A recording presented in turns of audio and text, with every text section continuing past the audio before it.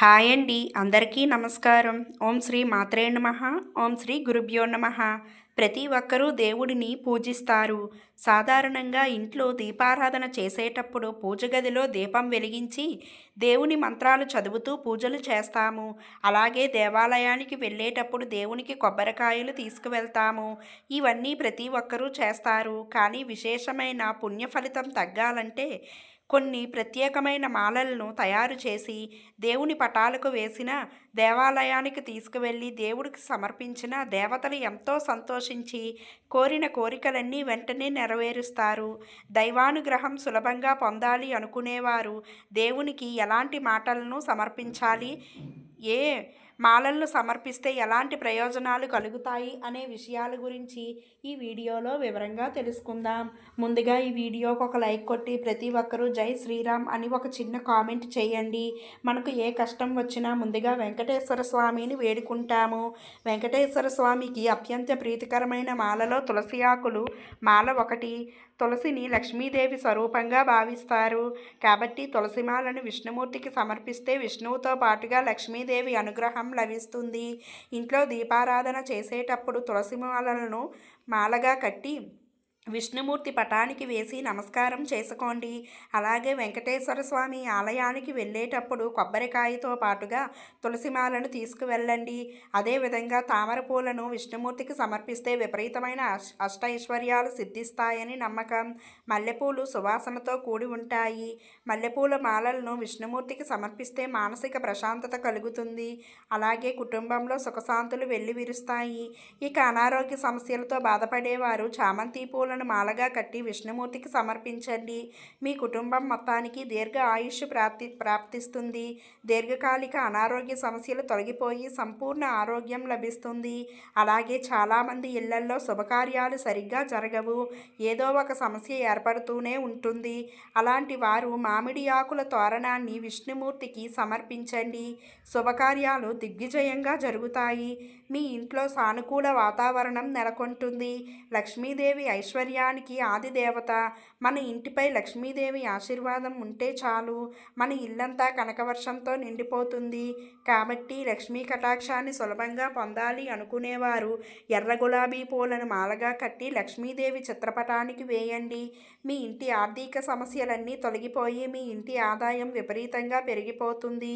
అలాగే లక్ష్మీదేవికి తామర పూలను సమర్పిస్తే కోరిన కోరికలన్నీ వెంటనే నెరవేరుతాయి. ఇక అత్యంత శక్తివంతమైన మాలలో యాలకుల మాల ఒకటి. 21 యాలకులను దారానికి గుచ్చి లక్ష్మీదేవి చిత్రపటానికి వేయండి. జీవితంలో డబ్బు కొరత ఏర్పడకుండా లక్ష్మీదేవి అనుగ్రహం వెంటనే లభిస్తుంది.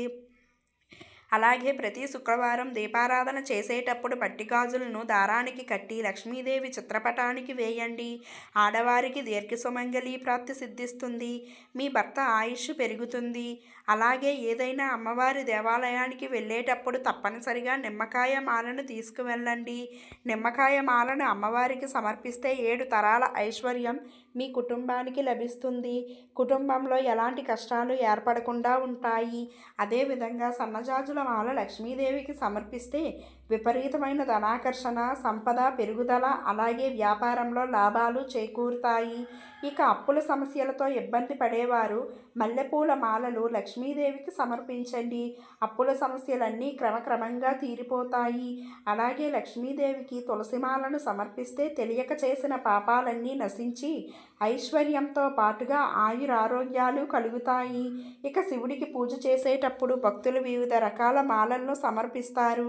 శివుడికి సమర్పించాల్సిన మాలల్లో వాటి వల్ల కలిగే ఫలితాల గురించి ఇప్పుడు తెలుసుకుందాం. శివునికి అత్యంత ప్రీతికరమైన మాలల్లో రుద్రాక్షమాల ఒకటి. శివుని కన్నీటి బిందువుల నుండి రుద్రాక్షలు ఉద్భవించాయని రుద్రాక్షమాలను శివుడికి సమర్పిస్తే సకల పాపాలు నశించి మోక్షం లభిస్తుంది. అలాగే మానసిక ప్రశాంతత, దీర్ఘాయువు లభిస్తుంది. శివ పూజలో తప్పనిసరిగా బిల్వపత్రాలు ఉండాలి. బిల్వపత్రాలు త్రిమూర్తుల స్వరూపంగా భావిస్తారు. కాబట్టి శివునికి బిల్వపత్రం సమర్పిస్తే కోరిన కోరికలు నెరవేరుతాయి. జీవితాంతం భోగభాగ్యాలు కలుగుతాయి. దరిద్రం తొలగిపోయి మీ సంపద వృద్ధి చెందుతుంది. జిల్లేడు పూలు శివుడికి ఇష్టమైనవి.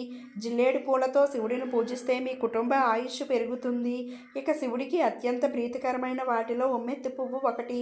ఉమ్మెత్తి పూలతో శివుడిని పూజిస్తే శత్రువుపై విజయం సాధిస్తారు. నందివర్ధన పుష్పాలు శివుడికి ప్రీతికరమైనవి.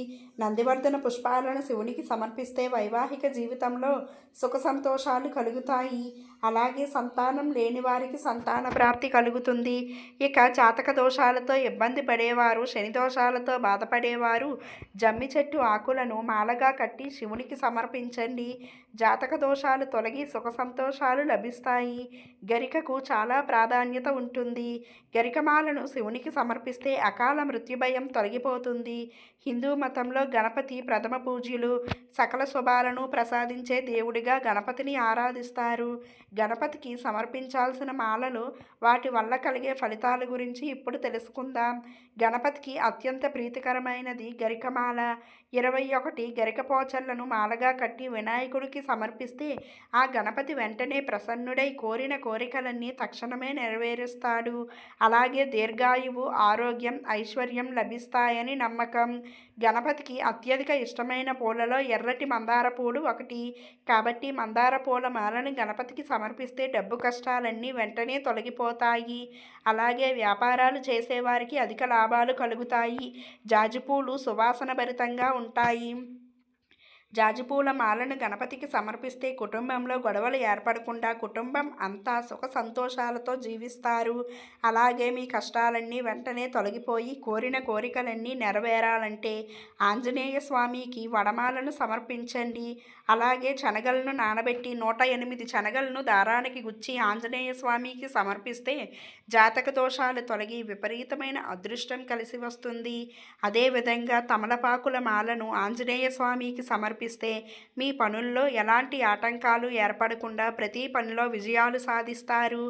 ఈ వీడియో గనుక మీకు నచ్చినట్లయితే తప్పకుండా ఈ వీడియోకి ఒక లైక్ చేసి జై శ్రీరామ్ అని ఒక చిన్న కామెంట్ చేయండి.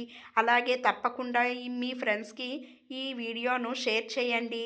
అదేవిధంగా మన ఛానల్ను సబ్స్క్రైబ్ చేసుకోండి.